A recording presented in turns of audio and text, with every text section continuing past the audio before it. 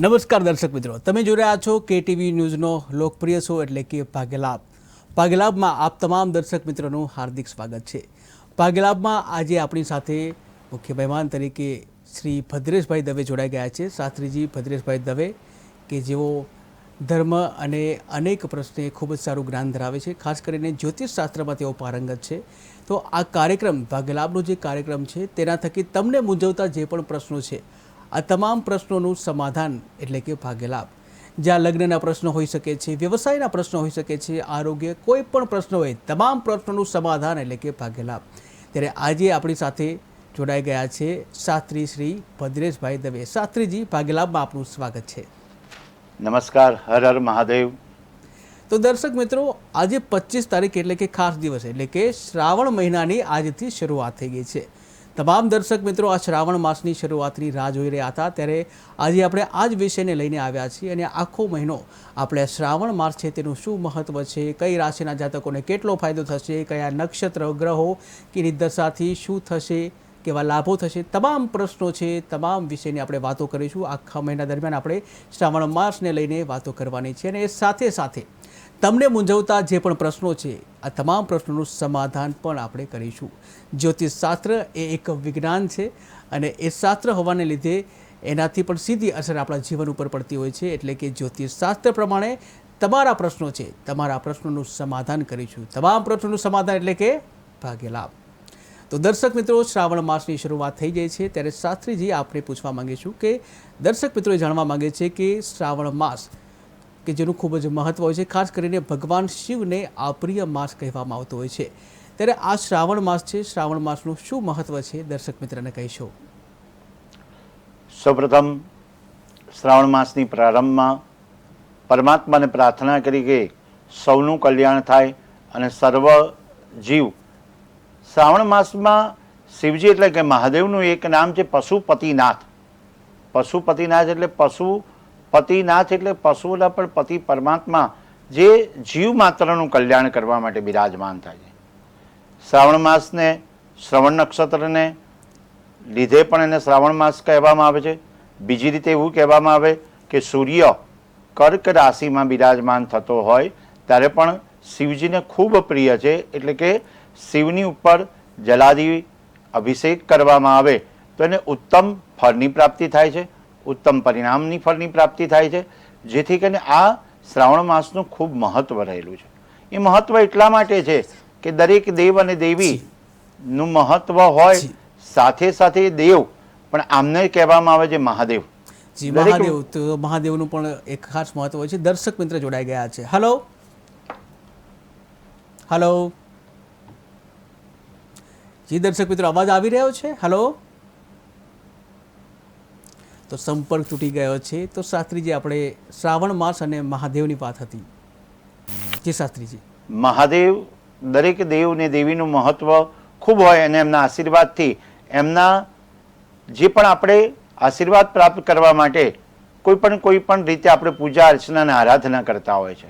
આરાધના દરેક પ્રકારની હોય, પણ એની સાથે સાથે શિવ આરાધના, શિવ પરી આરાધના કહેવામાં આવે છે કે શિવની આરાધનાથી ફળની પ્રાપ્તિ થાય.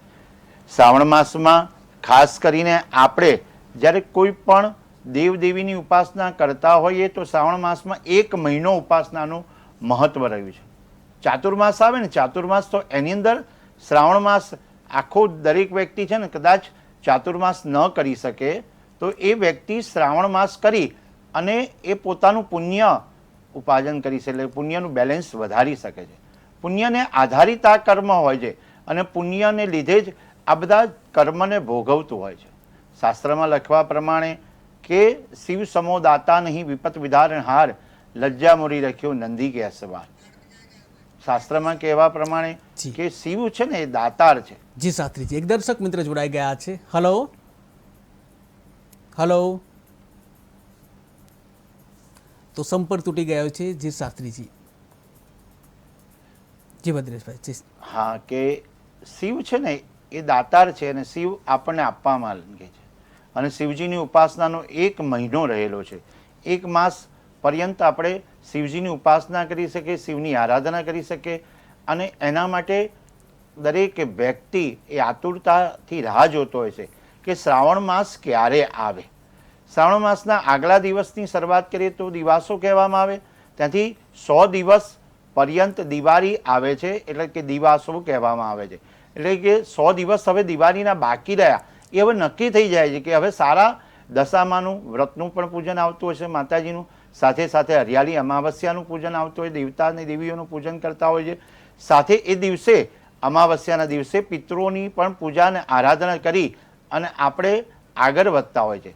શાસ્ત્રમાં લખેલું છે કે જે પ્રમાણે પરમાત્માનું નામ સ્મરણ થાય, સવારે ઉઠી વહેલા અને સ્નાનાદિ કર્મ કરી બ્રહ્મ મુહૂર્તમાં ઉઠી અને ભગવાનના નામનું સ્મરણ કરવું જોઈએ સ્નાનાદિ કર્મ પૂર્ણ કર્યા પછી, જેથી કરીને આપણે શ્રાવણ માસમાં પુણ્ય જે મળે એનાથી આપણું જીવન અને આપણો જન્મ સફળ થઈ જાય છે. રામચરિત માનસમાં કીધેલું છે કે બડે હી ભાગ માનુષ તન પાવા. બહુ જ મનુષ્ય અવતારમાં આપણે બહુ જ હોય ને તો આપણને પ્રાપ્ત થાય મોંઘો અવતાર છે ને મનુષ્ય અવતાર છે. અને મનુષ્ય અવતારમાં આપણે શિવનું આરાધના કરતા હોય, કલ્યાણ દાત્રા છે એટલે કલ્યાણ આપવાવાળા છે, એ પરમાત્માને આપણે પ્રાર્થના કરતા હોઈએ છીએ. દરેક વ્યક્તિ કંઈક ને કંઈક મંત્ર જાપ કરતો હોય, ઉપાસના કરતો હોય, આરાધના કરતો હોય છે. સાથે ઓમ નમઃ શિવાય એ મંત્રનો જપ આ આખા શ્રાવણ મહિના દરમિયાન, શ્રાવણ માસ દરમિયાન જો 1.25 લાખ ઓમ નમઃ શિવાયનો જપ કરે કે મૃત્યુંજય મહાદેવ ત્રાહિમામ શરણાગતમ જન્મ મૃત્યુ જરા રોગે પીડિતમ કર્મ બંધને, તો એનો પણ જપ કરે તો પણ એને પુણ્યની પ્રાપ્તિ થાય છે. જી બિલકુલ. જી જી તો એક જી દર્શક મિત્ર જોડાઈ ગયા છે. Hello hello. તો સંપર્ક તૂટી ગયો છે. જે શાસ્ત્રીજી આપણે શ્રાવણ માસની વાત કરતા હતા. શ્રાવણ માસ એ મહત્વનું છે, કારણ કે શ્રાવણ માસ જ્યારે શ્રાવણ મહિનાની શરૂઆત થાય ને ત્યારે જુલાઈ અથવા ઓગસ્ટ મહિનો આવતો હોય છે. બધાને ખ્યાલ હોય કે ત્યારે ગ્રીષ્મ ઋતુ પરિપૂર્ણ થતી હોય ને આપણે વર્ષા ઋતુ તરફ આગળ વધતા હોય છે.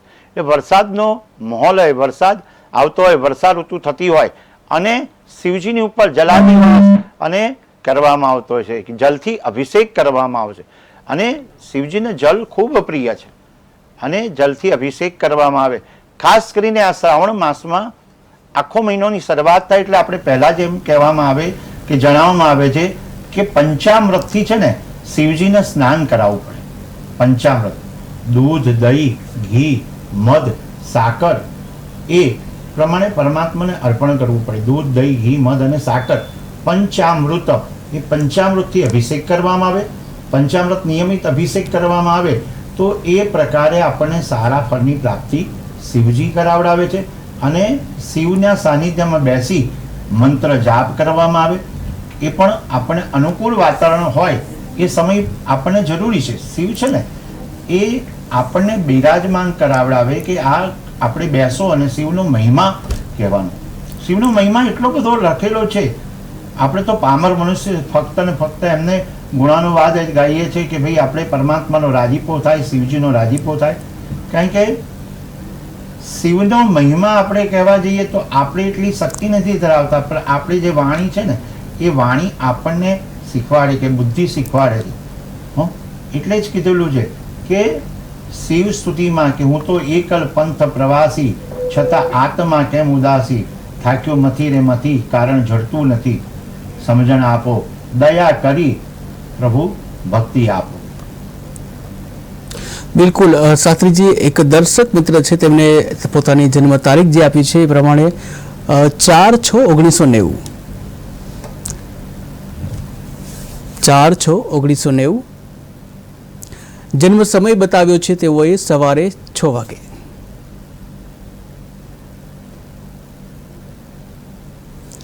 જી સવારે 6 વાગ્યાનો જન્મ છે અને સ્થળ છે વિરમગામ.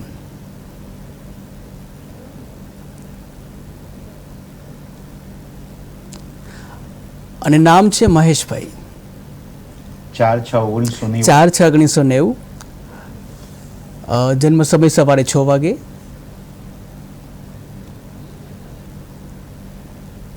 અને જન્મ સ્થળ છે વિરમગામ.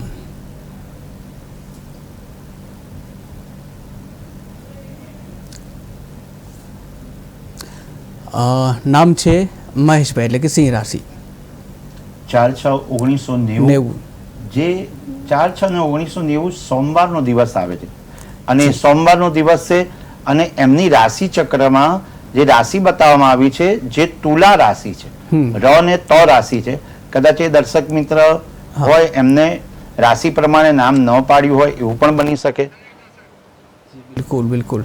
બીજા એક દર્શક મિત્ર જોડાઈ ગયા છે. Hello hello hello. તો ટેકનિકલ કારના કારણે સંપર્ક તૂટી ગયો છે. જે આપણે રાશિ જે જણાવી છે એનું રાજકીય કરિયર કેવું રહેશે એવો જવાબ હતો. મતલબ એનો પ્રશ્ન એવો છે કે રાજકીય કરિયર કેવું રહેશે મહેશભાઈનું. મહેશભાઈ જેનું નામ છે, જેમને સૂર્ય પોતાની વૃષભ રાશિમાં લગ્નમાં બિરાજમાન થાય છે અને રાજકીય કેરિયરમાં એમના માટે સૂર્ય બહુ યોગ્ય સ્થાન પર બિરાજમાન થાય અને સૂર્યની ઉપાસનાથી એમને ફાયદો થાય. પણ ખાસે ખાસ ધ્યાન રાખવા જેવું છે કે શનિ પોતાનો 9મા સ્થાનમાં બિરાજમાન થાય છે અને શનિની સાથે સાથે રાહુ બિરાજમાન થાય તો જેથી કરીને એમને નિર્ણયો લેવામાં અસમંજસ થતી હોય અથવા નિર્ણયો જલ્દી સાબિત ન કરી શકતા હોય તો એ નિર્ણયો લેવા માટે સૂર્યનારાયણને અર્ઘ્ય અર્પણ કરવું પડે, આદિત્ય હૃદય સ્તોત્રનો પાઠ કરવો પડે અને શક્ય હોય તો એમને સૂર્ય યજ્ઞ કરાવવો પડે.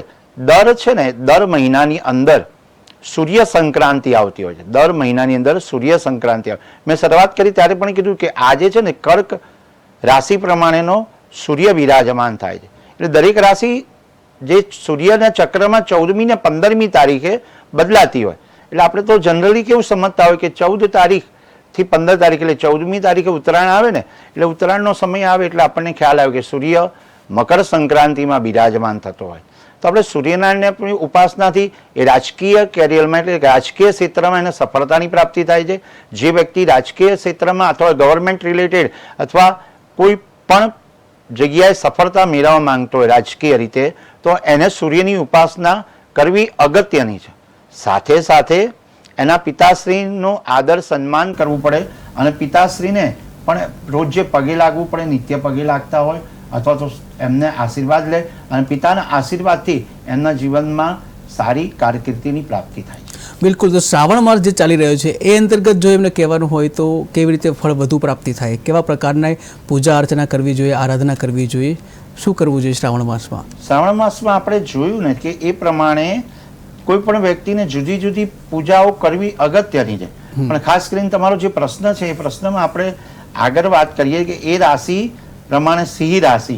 હવે સિંહ રાશિનો જે જાતક હોય ને એ ગાયનું દૂધ, ખાસ કરીને ગાયનું દૂધ હોય અને એ ગાયનું દૂધથી શિવજી ઉપર અભિષેક કરે અને બપોરના સમયે એ સૂર્યનારાયણ દેવની ઉપાસના સવારે કરવાની હોય પણ બપોરના સમયે ગાયને ઘઉં પણ ખવડાવે, થોડાક ઘઉં ખવડાવે અને ગોળ સાથે હોય તો એને રાજકીય કેરિયરમાં સફળતા મળે.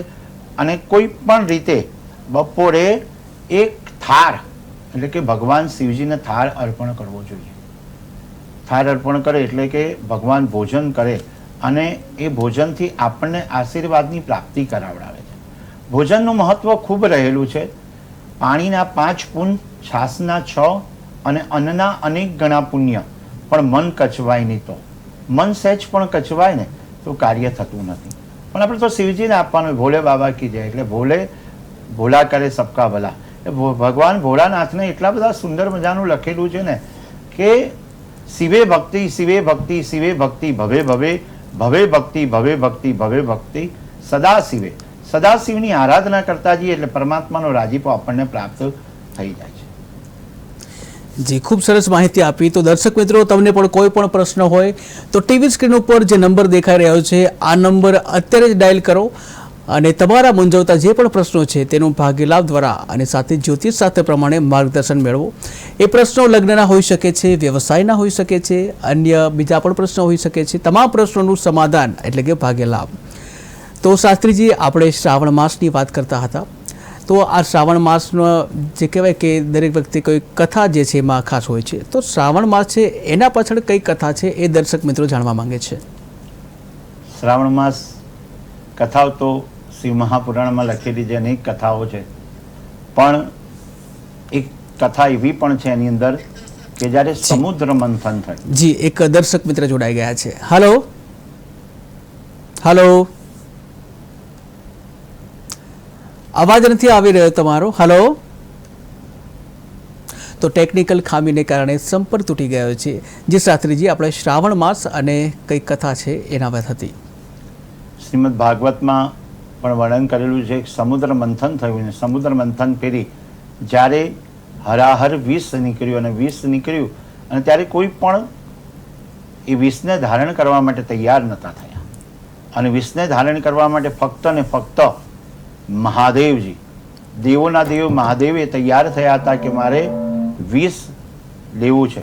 કારણ કે દરેક વ્યક્તિ એની ક્ષમતા ના હોય કે વિષ ધારણ કરી શકે, પણ મહાદેવજીની ક્ષમતા એ મહાદેવજીએ વિષ ધારણ કરવાનું નક્કી કર્યું. અને એમનું છે ને કંઠ છે ને એ નીલકંઠ કહી. ત્યારે ભગવાન શિવજી પોતે ધારણ કરે છે વિષ, અને ત્યારે એમનો કંઠ જ્યારે નીલ વર્ણ થવા માંડે એટલે નીલકંઠ કહેવામાં આવે. એટલે શક્તિએ પણ એમને કીધું કે ભાઈ અહીંયા લગીને જ કંઠ સુધી જ, પછી આગળ કંઠથી આગળ ઉતાર્યું નથી.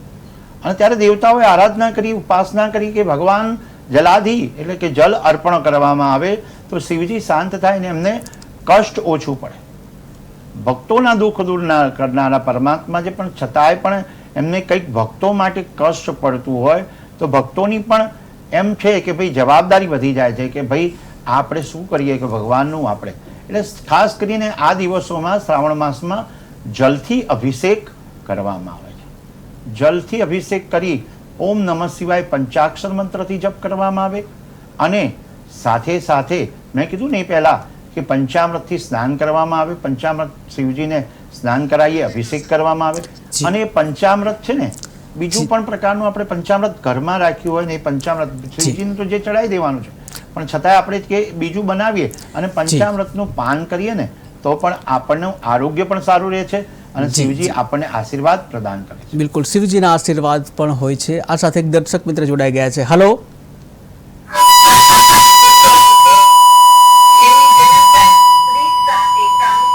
હલો, અવાજ આવી રહ્યો છે? હલો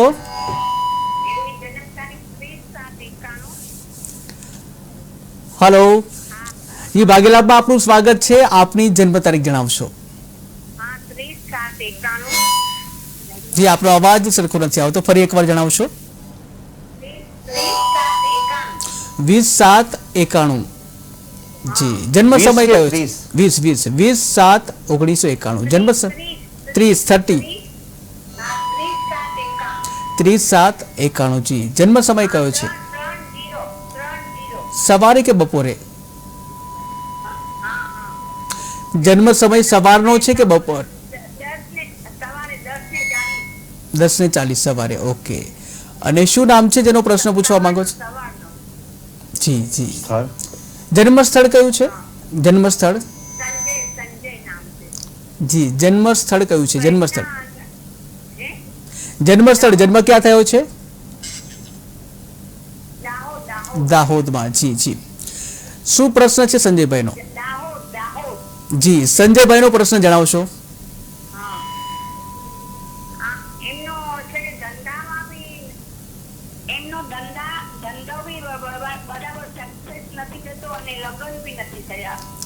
ઓકે, તો ધંધો બરાબર થઈ નથી રહ્યો, લગ્ન પણ નથી થઈ રહ્યો. ધંધો ક્યારે સેટ થશે અને લગ્ન ક્યારે થશે એવો પ્રશ્ન છે.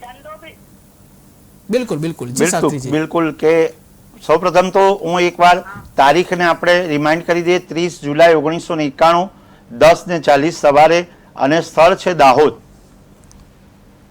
અને કુંભ રાશિ, જે સંજયભાઈની કુંભ રાશિ આવે છે, અને જેમાં એનું લગ્ન છે કન્યા. કન્યા લગ્ન હોવાથી એમને બુધની ઉપાસના કરવી પડે છે. બુધની ઉપાસના કરવી પડે એ યોગ્ય છે. અને બુધની ઉપાસના કરવાથી એમના લગ્ન જીવનમાં સફળતા મળે.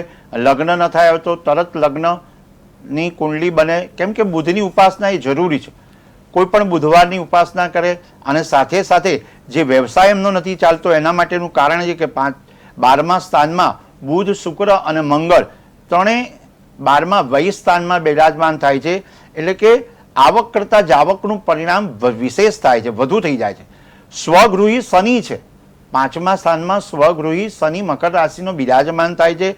એટલે પણ એમને એ દરેક કાર્ય કરે એટલે એ પરિણામ છે ને અધૂરું આવે છે. જીવનમાં રાહુ અને કેતુ, રાહુ જે ધન રાશિનો છે અને કેતુ જે મિથુન રાશિનો છે, એટલે સફળતા એમને પ્રાપ્ત થતી નથી. તો અંશતઃ પિતૃદોષ પણ સાબિત થાય છે. તો એમને બુધવારની ઉપાસના કરવી જોઈએ, બુધનું નંગ પહેરવું જોઈએ, અથવા તો ત્યાં તમારા કોઈ કુળદેવીને એક ધજા ચડાવવામાં આવે, કુળદેવીને બુધવારના દિવસે ધજા ચડાવે અથવા તો પૂનમના દિવસે ધજા ચડાવે તો એમને સફળતા જલ્દી પ્રાપ્ત થઈ શકે છે. બિલકુલ દર્શક મિત્રો, તો તમને પણ જે પણ મૂંઝવતા પ્રશ્નો હોય તમામ પ્રશ્નોનું સમાધાન એટલે કે ભાગ્યલાભ. દર્શક મિત્રો, જ્યારે પણ તમે કોલ કરો છો ત્યારે એક વિનંતી કે તમારા ટીવીનો અવાજ છે એ બંધ રાખશો. જો તમે ટીવીનો અવાજ બંધ રાખશો તો અમે સારી રીતે સાંભળી શકીશું. તમારી જન્મ તારીખ, જન્મ સમય, જન્મ સ્થળ અને તમામ ડેટા છે એ અમે સાંભળી શકીશું અને તો જ તમને યોગ્ય નિદાન મળશે. તો જ્યારે પણ તમામ દર્શક મિત્રો જ્યારે ફોન કરો છો ત્યારે ટીવીનો અવાજ બંધ રાખશો. અન્ય એક દર્શક મિત્ર જોડાઈ ગયા છે. હલો.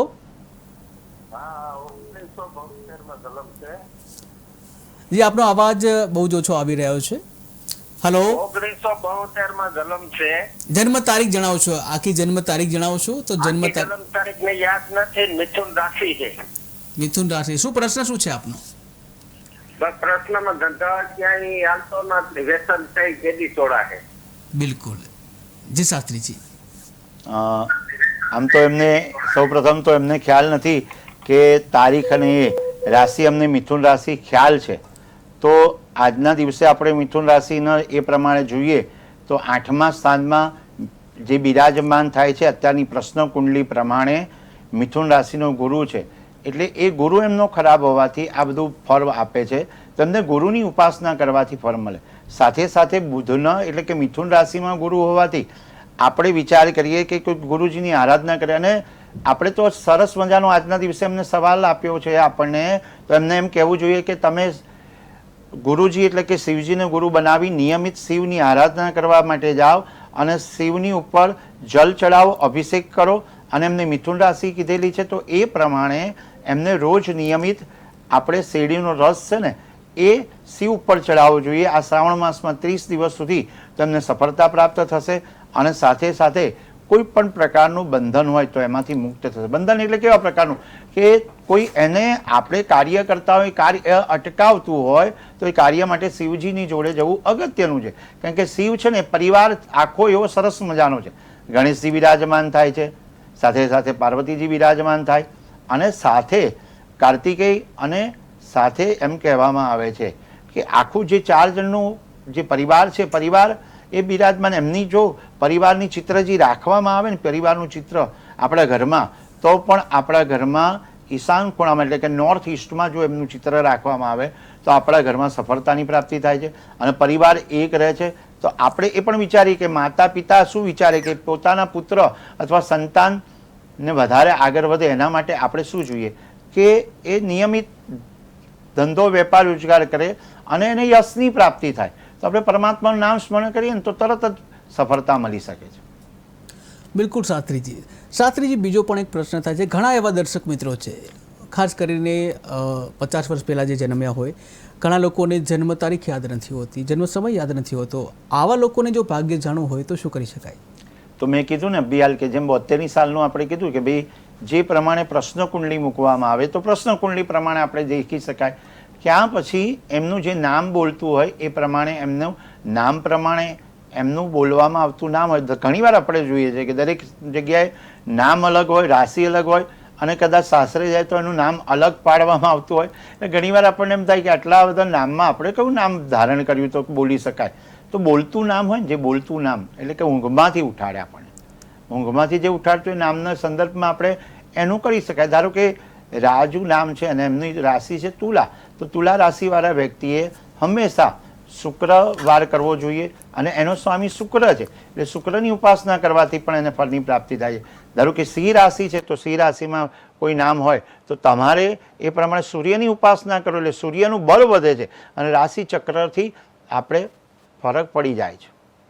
સાથે આ જે આપણો એક સમય છે ને એ ભાગ્ય લાભ છે. ભાગ્ય ઇંગ્લિશમાં કહેવત છે કે luck is not your hand decision in your head decision make a luck, luck make not decision. નિર્ણય છે ને તમારું નસીબ બદલી શકે. ક્યાંય પણ હોય ને તમારો નિર્ણય નસીબ બદલી શકે. એટલે નિર્ણય તમારે લેવો અગત્યનો છે. અને એમાં ભાગ્ય લાભમાં જ્યારે આપણે આટલું સરસ મજાનું આયોજન કે ટીવીના માધ્યમથી થતું હોય ને, તો ત્યારે આપણે એ સાંભળીએ. શ્રાવણ મહિનાનો એક મહિમા છે, એમાં તો એક ભક્તિનો પ્રકાર કહેવામાં આવે ને, તો એ શ્રાવણને છે ને શ્રવણ ભક્તિ પણ કહેવાય. સાંભળવું, જેટલી બને એટલી સાંભળવાની. કદાચ વ્યક્તિને લખતા નથી આવડતું, વાંચતા નથી આવડતું, પણ વ્યક્તિને જો સાંભળતા આવડે છે તો આપણે પણ સારા ફળની પ્રાપ્તિ થાય. ભાગવતજીમાં વર્ણન કરેલું શ્રવણમ કીર્તનમ વિષ્ણુ, એ શ્રવણ એ અગત્યનું, સાંભળવું પણ બહુ અગત્યનું કામ કરે છે. એટલે આપણે શ્રાવણ માસમાં જો ધારો કે કોઈ પણ મહિમનો સ્તોત્ર હોય, રુદ્રી હોય, કે એનો પાઠ ન સાંભળી શકીએ એવું બને જ નહીં. એકવાર તો દિવસમાં સાંભળવું જ જોઈએ. સાથે સાથે ઓમ નમઃ શિવાયનો મંત્રોચ્ચાર કરવા જોઈએ, ભગવાનને લાડ લડાવવા જોઈએ, જેટલું બને એટલું બિલીપત્ર અર્પણ કરવા જોઈએ. શિવને બિલીપત્ર ખૂબ પ્રિય છે, એટલે શ્રાવણ માસમાં બિલીપત્ર ભગવાનને 21, 11, 31 કે 51 જે પ્રમાણે આપણને થઈ શકે એ પ્રમાણે શક્તિ પ્રમાણે બિલીપત્ર અર્પણ કરવા જોઈએ. અને સાથે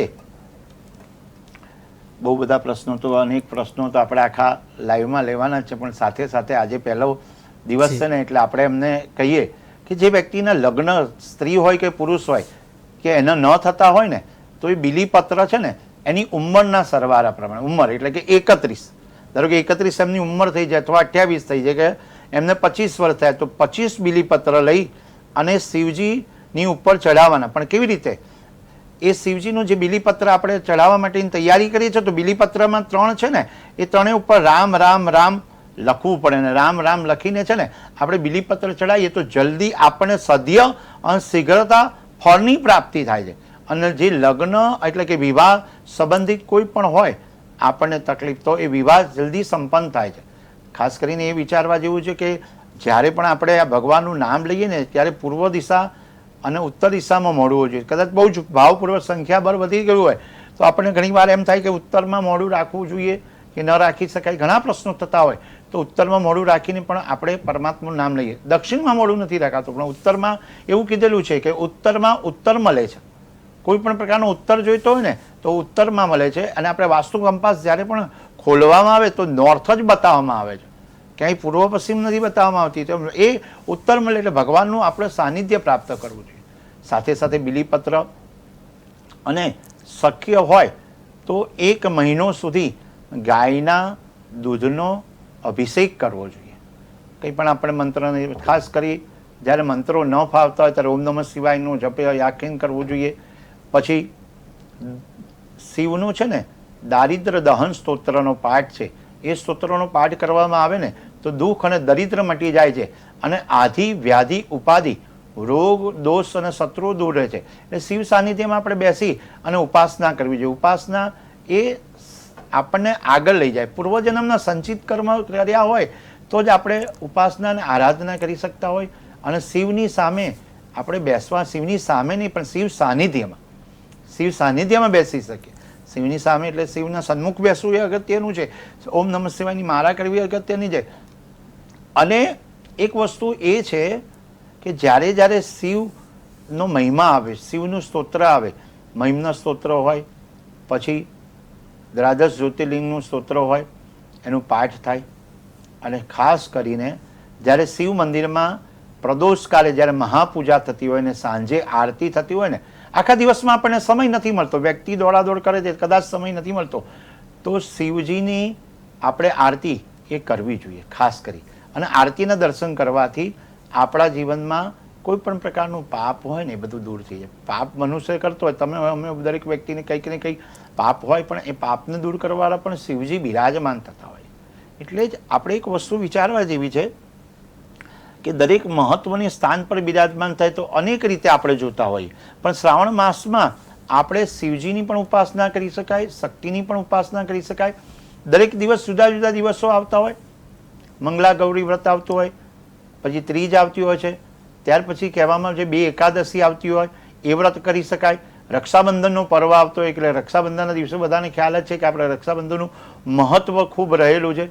સાથે જે સંકટ ચોથ આવતી હોય એ સંકટ ચોથનો પણ કરી શકાય. સાથે સંકટ ચોથ પછી નાગપાંચમ, રાધણ છઠ, શીતળા સાતમ, પછી જન્માષ્ટમી એટલે કે 8મનો દિવસ પરમાત્માનો, કૃષ્ણ પરમાત્માનો જન્મ થતો હોય, 9મે પારણા થતા હોય, એકાદશીનું વ્રત થતું હોય. બંનેમાં જોવામાં આવે તો સુદ અને વદ બંનેમાં શિવરાત્રિનો પર્વ, આમ તો આપણને બધાને વિચાર આવે શિવરાત્રિ, પણ જ્યારે શિવરાત્રિ, મહાશિવરાત્રિ આવે અને મહાશિવરાત્રિ કહીએ, પણ જ્યારે પ્રદોષકાળ આવતો હોય, 2 શિવરાત્રિ આવતી હોય, સુદ અને વદમાં, ત્યારે પણ આપણે ભગવાનના નામનું સ્મરણ કરી શકીએ. અમાવસ્યાના દિવસે એકમથી અમાસ સુધી આપણે ભગવાનની પૂજા અર્ચના આરાધના કરીએ, ભજન કરીએ, ભોજન કરાવડાવીએ. ભોજન પરથી વાત યાદ આવી કે રોજે એક વ્યક્તિને તમારે ભોજન કરાવવું પડે. કોઈ પણ એક વ્યક્તિ હોય ને એને ભોજન કરાવો, જેથી કરીને પણ શિવજી ખૂબ રાજી થશે. હું આજે સવારે નીકળતો હતો તો શિવ સાનિધ્યમાંથી નીકળતો હતો તો બધા દરેક પ્રકારનું દાન પુણ્ય કરતા હતા અને સાથે સાથે એક બેન બધાને ભોજન પણ અર્પણ કરતા હતા. જે ઉપવાસ નથી કરી શકતો અને ભોજન આપણે આપી શકીએ છીએ. જેને પણ ઉપવાસ કરતો હોય તો આપણે એને કહીએ કે ભાઈ ઉપવાસ કર. ઉપવાસનું મહત્વ બહુ છે. ઉપવાસનો અર્થ જ એમ થાય, ઉપવત્તા આવાસ એટલે ભગવાનની ઉપાસના કરવી, ભગવાનની સમીપ રહેવાનો પ્રયત્ન છે. સમીપ એટલે સાથે અને સાનિધ્યમાં રહી અને નામ સ્મરણ કરવાનું. તો એટલું કહું કે આ શ્રાવણ મહિનો છે ને બહુ જ આપણને અવસર પ્રાપ્ત થયો છે. તો એક તો આપણને લાભ મળે, અને જે લાભ મળે લાભ સવાયો થાય. અને ક્યારે આ બધો લાભ ક્યારે આપણે સંપન્ન કરવા માટેની તૈયારી બતાવી એ માધ્યમ બન્યું છે. કે ટીવીનું ન્યૂઝ અને સાથે ભાગ્ય લાભ. ભાગ્યમાં લાભ મળે ને એટલે તમારે સમજો ભલા થઈ ગયા એટલે લાભ મળી જ ગયો છે. અને એક અવસર મળી જાય કે ભાઈ આ કરો એટલે કરી લઈએ કે હા, જે લખેલું છે શાસ્ત્રમાં એ મર્યાદાથી લખેલું છે, એના આશીર્વાદથી શિવજીથી બધું રૂડું જ થવાનું છે. કંઈ પણ ખોટું નથી થતું. જ્યારે શિવ સાનિધ્યમાં બેસો ને ત્યારે સાહેબ તમે કોઈ બીજા દેવને કંઈ પણ અર્પણ કરો, પણ શિવજીને તો જલ ધારા પણ અર્પણ કરી દો ને તો પણ આપણે કરી શકાય. આપણે આવનારા દિવસોમાં જ્યારે પણ આપણે પૂજામાં ચર્ચાઓમાં આ લઈશું ને ત્યારે એમના અભિષેક વિશે સમજાવીશું કે કઈ રીતે અભિષેક કરી શકાય, ક્યારે કયા અભિષેક કરી શકાય અને એ અભિષેકથી શું ફળ મળે. દરેક અભિષેક હોય, શેરડીનો રસથી અભિષેક કરતા હોય, ઘણા લોકો વર્ષા ઋતુનું પાણી હોય એટલે વરસાદના પાણીથી અભિષેક કરતા હોય, ઘણા લોકો ગંગાજળથી અભિષેક કરતા હોય. ખાસ કરીને જે વાર્તા યાદ આવે છે તો ગંગાજળ છે ને એ ભગવાન શિવજીને બહુ પ્રિય છે. જો કાવડ લઈને બધા ગંગાજીને મનાવવા જાય ને પછી અભિષેક કરતા હોય ગંગાજળથી નિયમિત જો અભિષેક કરવામાં આવે શિવજીની ઉપર તો પણ આપણનું પ્રારબ્ધ બદલાય છે. પ્રારબ્ધ છે ને એ બદલાવા માટે શિવજી આપણને આશીર્વાદ પ્રદાન કરતા હોય છે. જી, તો દર્શક મિત્રો, તમારા કોઈ પણ પ્રશ્ન હોય, તમામ પ્રશ્નો છે એનું સમાધાન ભાગ્ય લાભમાં કરી આપવામાં આવશે. તો ટીવી સ્ક્રીન ઉપર જે નંબર દેખાઈ રહ્યા છે એ નંબર અત્યારે ડાયલ કરો અને તમને મૂંઝવતા જે પણ પ્રશ્નો હોય તમામ પ્રશ્નોનું સમાધાન કરવામાં આવશે. જ્યોતિષશાસ્ત્ર પ્રમાણે તમામ પ્રશ્નોનું સમાધાન શાસ્ત્રીજી ભદ્રેશભાઈ દવે દ્વારા કરવામાં આવશે. તમારા પ્રશ્નો હોઈ શકે છે, વિદ્યાર્થી હોય તો વિદ્યાર્થી જીવનના લગતા પ્રશ્નો હોઈ શકે છે કે અભ્યાસમાં વારંવાર તમે વાંચી રહ્યા છો છતાં પણ અભ્યાસમાં સફળતા નથી મળતી. દાંપત્ય જીવનના પ્રશ્નો હોઈ શકે છે, લગ્નના પ્રશ્નો હોઈ શકે છે, લગ્ન થયા પછીના પ્રશ્નો હોઈ શકે છે, લગ્ન નથી થતા એવા પણ પ્રશ્નો હોઈ શકે છે, ઉંમર થતાં પછી આરોગ્યના પ્રશ્નો હોઈ શકે છે, સંપત્તિ, તમે વારંવાર મહેનત કરો છો છતાં પણ લક્ષ્મી જે ટકતા નથી, ગમે એવો મનમેળ રાખો છો છતાં પણ દાંપત્ય જીવન ટકતું નથી. આવા અઢળક પ્રશ્નો તમારા મનમાં પણ હશે. જે પણ પ્રશ્ન હોય તમામ પ્રશ્નોનું સમાધાન એટલે કે ભાગ્ય લાભ તો રાખવાની જોઈ રહ્યા છો. જે ટીવી સ્ક્રીન ઉપર જે નંબર દેખાઈ રહ્યો છે અત્યારે જે ડાયલ કરો અને તમને મૂંઝવતા જે પણ પ્રશ્ન છે તેનું સમાધાન મેળવો. જ્યારે પણ ફોન કોલ કરો છો ત્યારે તમારે જન્મ તારીખ, જન્મ સમય, જન્મ સ્થળ, તમારું નામ અને ત્યારબાદ તમારો પ્રશ્ન છે એ કહેવાનો છે. અને જ્યારે ફોન કરો ત્યારે અવાજ છે તમારા ટીવીનો એ ધીમો રાખશો અથવા તો બંધ રાખશો. એક દર્શક મિત્ર જોડાઈ ગયા છે. હલો.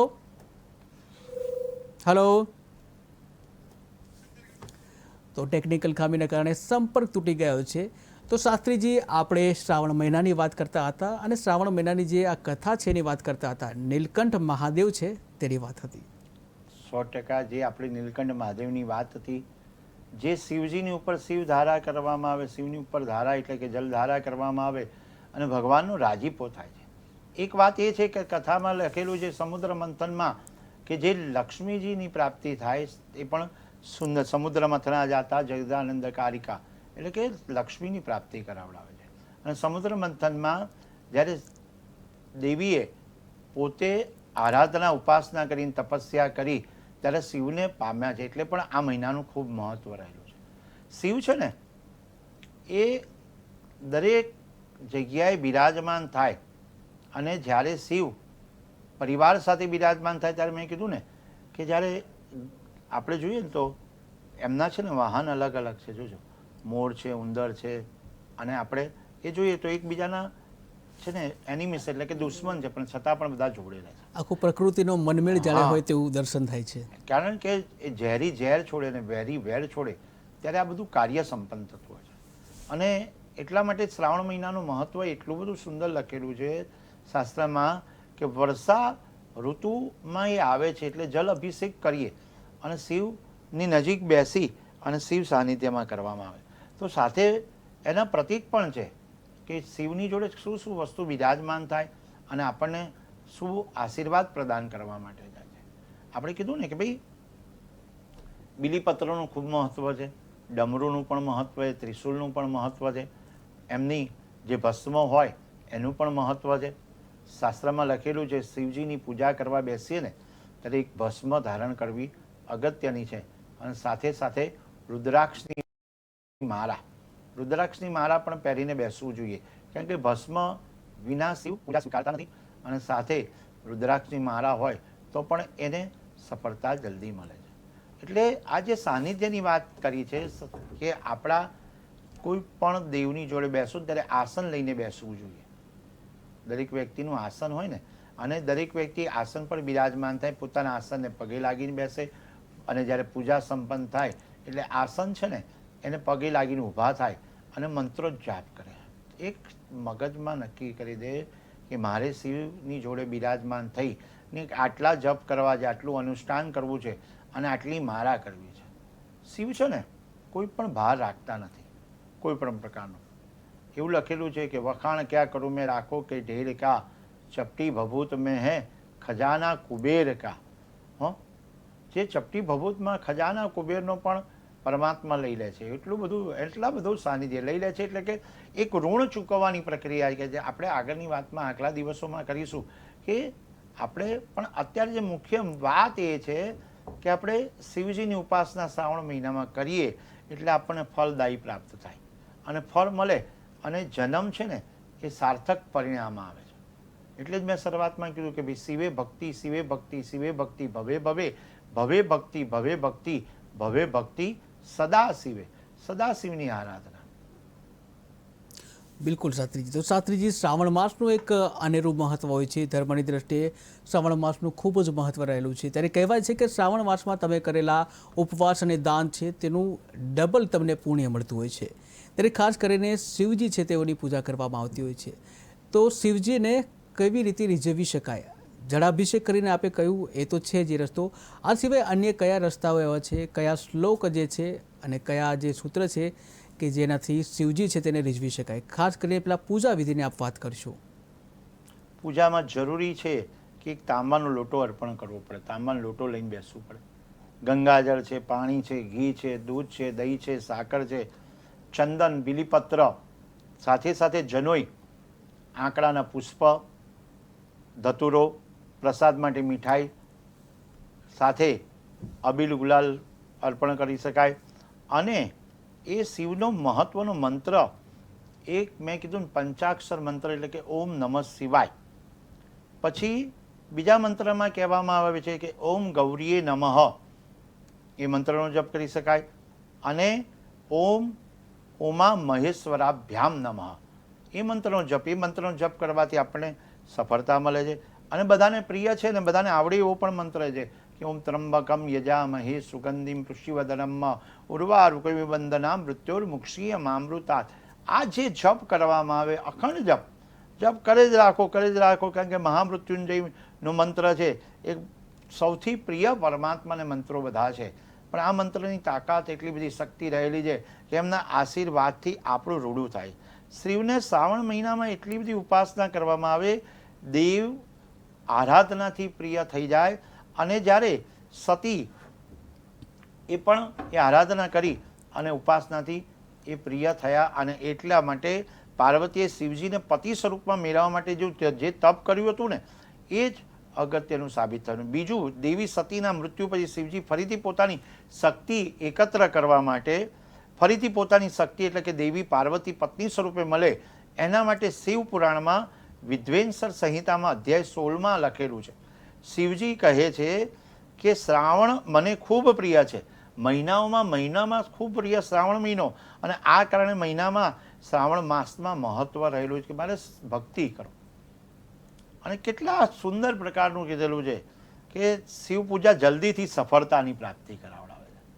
બીજા દેવોની આરાધના તો શક્ય હોય ત્યારે આપણે કરતા જ હોઈએ, પણ સાથે સાથે શ્રાવણ મહિનો આવે ને ત્યારે આપણે શિવજીની ઉપાસનાથી પણ ફળની પ્રાપ્તિ કરાવડાવે છે. એમાં જો આપણે ગુજરાતમાં રહેતા હોય તો સોમનાથના દર્શન કરવા આ મહિનામાં જઈ શકીએ, પવિત્ર યાત્રાધામમાં આપણે સોમનાથના આશીર્વાદ દાદાના લઈ શકીએ, એ પણ મહત્ત્વનું સાબિત થાય છે. અને કોઈ પણ જગ્યાએ, બધી જગ્યાએ આપણને પ્રવાસની પણ આપણે યાત્રામાં જવું જોઈએ, અને યાત્રામાં જઈ અને શિવની સામે જ્યારે પણ સન્મુખ બેઠા હોઈએ ત્યારે આ મંત્રનો જાપ થાય. ઉઠતા બેઠતા પણ આપણે આ મંત્રનો જપ કરી શકીએ એમ છે, પણ ઓમ નમઃ શિવાય પંચાક્ષર મંત્ર ગણેશજીની આરાધના આ દિવસોમાં થતી હોય છે. અને જે વ્યક્તિના ઘરમાં ખૂબ સંકટ અને કકળાટ રહેતો હોય એ વ્યક્તિએ પરમાત્માને આપણે સાકરનું જલ પણ અર્પણ કરી શકીએ. અને એક બીજી વાત પણ એવું કહેવામાં આવે છે કે મનવાંછિત ફળની પ્રાપ્તિ કરવા માટે ધતુરો ચડાવવામાં આવે છે, અને સાથે આપણે જ્યારે બિલ્વ પત્ર અને બીલું પણ ચડાવવામાં આવે. ખાસ કરીને શ્રાવણ માસ, અને શ્રાવણ માસ નથી કરી શકતા, જેમ ચાતુર્માસ કોઈ વ્યક્તિ નથી કરી શકતો તો શ્રાવણ માસ તરફ આગળ વધતો હોય, પણ આખો શ્રાવણ માસ નથી કરી શકતો એ વ્યક્તિ શ્રાવણ માસમાં કેટલા 4 સોમવારનું વ્રત પણ કરી શકે છે. સોમવાર ખૂબ પ્રિય છે પરમાત્માને. પહેલો સોમવાર આવે છે 26/7/2000 આવે છે, 28/7/2000, બીજો સોમવાર આવે 4/8, અને ત્રીજો સોમવાર આવે 11/8, અને ચોથો સોમવાર આવે 18/8. આપણે વિચારીએ કે જે સોમવારનું મહત્વ રહેલું છે, મહત્વ આપણે કંઈ પણ પ્રકારે સોમવારની કદાચ તારીખ બોલવા મિસ્ટેક થઈ, પણ આપણે સોમવાર પહેલો, બીજો, ત્રીજો અને ચોથો એ 4 સોમવાર કરીએ. કદાચ કોઈ વ્યક્તિ સોમવારનું વ્રત કરવા માંગતો હોય તો 16 સોમવારનું વ્રત કરવા ઈચ્છતું હોય તો આ દિવસોમાં 16 સોમવારનું વ્રત ચાલુ કરી શકે છે. સોમવારનું વ્રત ચાલુ કરી શકાય છે. એક સોમવારમાં ના થાય તો બીજા સોમવારથી, બીજા સોમવારમાંથી ના થાય તો ત્રીજા ના થાય તો ચોથા સોમવારનું વ્રત કરી અને આપણે પ્રારંભ કરી શકીએ કે 16 સોમવારનું વ્રત કરી શકાય છે. બિલકુલ. તો દર્શક મિત્રો, તમને મૂંઝવતા તમામ પ્રશ્નો છે તેનું સમાધાન તો આપણે મેળવતા હોઈએ છીએ, સાથે સાથે ધાર્મિક જે બાબતો છે તેને લઈને પણ ચર્ચા કરવામાં આવતી હોય છે. તો શાસ્ત્રીજી, આપે જે જણાવ્યું એ પ્રમાણે શિવજીને અલગ અલગ રીતે રીઝવી શકાય છે, જળાભિષેક કરીને પણ રીઝવી શકાય છે. ત્યારે ખાસ કરીને આપણે જે વાત કરી કે સોમવારનું ખાસ મહત્ત્વ હોય છે. તો ઘણા એવા દર્શક મિત્રો પણ હોય છે કે આખો સોમવાર છે, આખો જે મહિનો છે એ ઉપવાસ નથી કરી શકતા, પરંતુ ખાસ કરીને સોમવાર છે એ તો કરી શકે. તો આ સોમવાર છે એનું શું મહત્ત્વ છે શ્રાવણના સોમવારનું? શ્રાવણનો સોમવાર અતિ પ્રિય શિવજીને છે. એનો સોમવારનું મહત્વ એટલે ચંદ્રને રિલેટેડ છે. એટલે ચંદ્ર વાસરે એટલું કહેવામાં, એટલે સોમવાર શાંતિનું પ્રતીક છે. અને મન છે ને એ વિચલિત ન થાય એટલા માટે મનની મનોકામના પૂર્ણ કરવા માટે સોમવારનું આરાધના કરતા હોય છે. અને સાથે સાથે જેમ સોમવારનું મહત્ત્વ કીધું ને, એમ આ શ્રાવણ માસમાં 4 શનિવાર આવે ને ત્યારે શનિદેવની પણ ઉપાસના કરવી જરૂરી છે. ખાસ કરીને 12 માસમાં શનિદેવની ઉપાસના કરતા હોય, પણ જ્યારે આ શનિદેવની ઉપાસના શ્રાવણ માસમાં કરવામાં આવે ત્યારે સમજો કે શિવજી છે ને એ શનિદેવના ગુરુજી છે. એટલે ગુરુજીને આજ્ઞાનું પાલન કરતા હોય છે. એટલે કોઈ પણ સાડી સાતીની પનોતી હોય, શનિની ઉપાસના કરો, શનિદેવની ઉપાસના કરો.